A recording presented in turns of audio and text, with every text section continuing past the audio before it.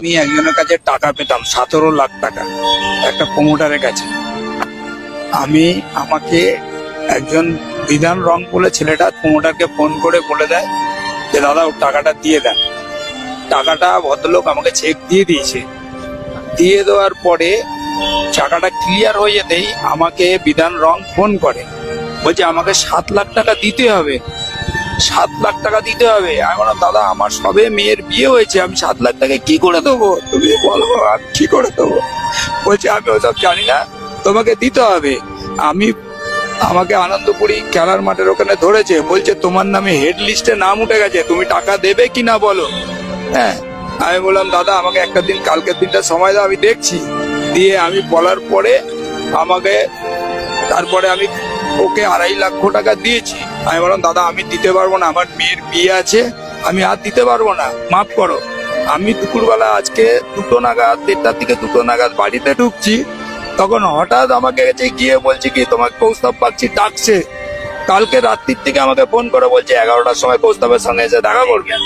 হ্যাঁ, এমএলএ অফিসে গিয়ে দেখা করবে। আমি বললাম দাদা আমি দিতে পারবো না। আর আমি ওই জন্য আমাকে 4বার 5বার ফোন ধরেছে, আমি ফোন ধরিনি। তারপরে দুপুরবেলা আমি খেতে বসবো, আমার কলিং বেল টিপে আমাকে বলছে চলো কৌস্তব বাগচি ডাকছে। আমি বলি কেন, আমি কি অপরাধ করেছি? এমএলএ, এখানকার ব্যারাকপুরের এমএলএ। আমি বিধান রং হচ্ছে কৌস্তব বাগচির সঙ্গে থাকেন। তা আমি বললাম আমি কি করেছি অপরাধ, আমি আমার মেয়ের বিয়ে দিয়েছি, আমি অনেক দেনায় জড়িত। বলে আমাদের টাকাটা দিও না। আর ওর বাড়ির সামনে নিয়ে গিয়ে আমাকে চোর জবরদস্তি ভিডিও ক্যামেরা করে বলছে তোমাকে 1.5 লক্ষ টাকার 1 লক্ষ টাকার চেক দিতে হবে। এটা বলছে বিধান রং আর প্লাস পিএমএল এর সামনে এই কথা বলছে। ওরা আমাকে জোর জবরদস্তি করে ভিডিও করে রেকর্ডিং করে ওরা রেখে দিয়েছে জোর করে। আর তারপরে আমাকে নিয়ে যেতে যেতে আমাকে মেরেছে রাস্তার মধ্যে। 2-3 জন মিলে আমার এইখানে ব্যথা করছে, এই পিঠে ব্যথা করছে, এত জোর মেরেছে আমাকে। বিধান রঙের বিরুদ্ধে আমি থানায় অভিযোগ করতেছি। একটা এমএলএ সামনে আমাকে এরকম হেনস্থা হতে হচ্ছে কেন? ব্যারাকপুরের এমএলএ সামনে।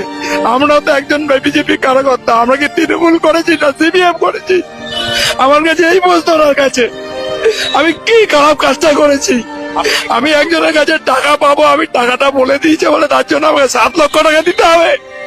এটা কোনো কথা হলো? তাও তো আমি বলেছি 2.5 লক্ষ টাকা রাখো, মিষ্টি খেয়ে নিও, তারপরে এই করতে। হ্যাঁ, একটা মানুষ কাল আপনারা চিন্তা করুন, একটা লোক 17 লক্ষ টাকা পেলেছে, যদি 7 লাখ টাকা ডিমান্ড করে। আমি বললাম এটা রাখো, দিয়ে মিষ্টি খেয়ে নিও তোমরা। বলছে হবে না, আমাকে টাকা পুরো দিতে হবে। আমি বলেছি দেবো না, তোমার চা করার করে নিও।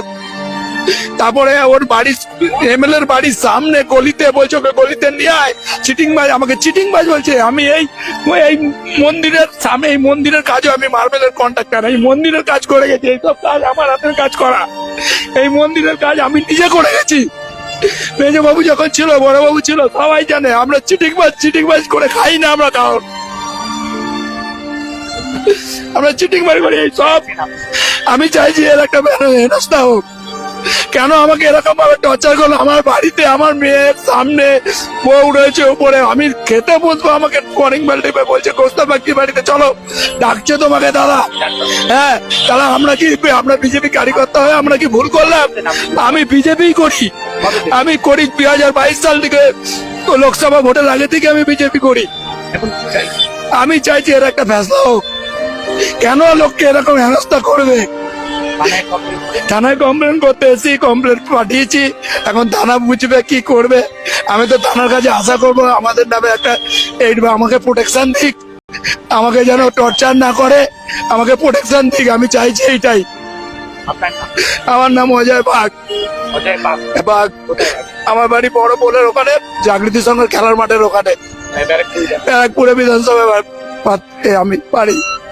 আচ্ছা তুমি না সবাইকে জিজ্ঞেস করে রেখে যারা 4-15 কর্মী আছে।